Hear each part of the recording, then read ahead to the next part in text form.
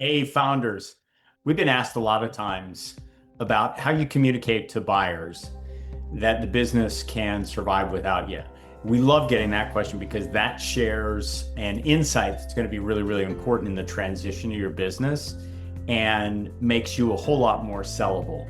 The hardest thing in the world for even the best transaction advisor is to get a founder across the finish line and convince the buyer that the founder is unnecessary when the founder has Ozzy Osbourne syndrome. I don't know if any of you remember Crazy Train, the song. There's a drum beat, and then all of a sudden, Ozzy with an echo says, I.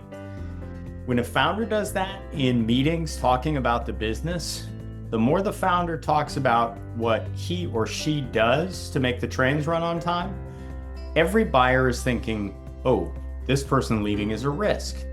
Every founder, on the other hand, who's at the back end of the table and has their successor, or better yet, a team of people in the conversations, has a much better chance of convincing, especially like a private equity buyer that wants to kind of leave things as they are.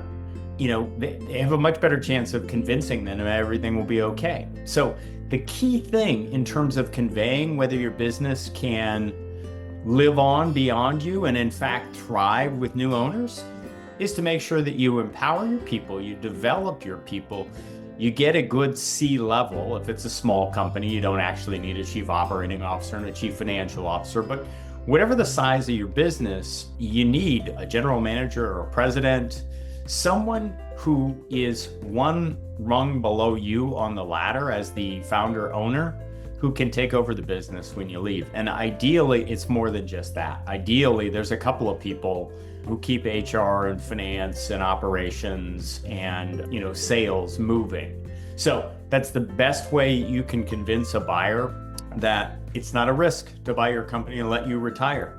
And ideally, it's the best way for you to take as much cash as possible at closing and ride off into the sunset.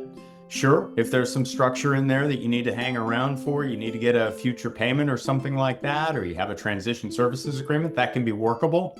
But again, the key is make sure you've got successors. Make sure you've developed the business so that it can live on without you. And then it becomes pretty easy to talk to buyers about that. Thanks. We'll see you soon.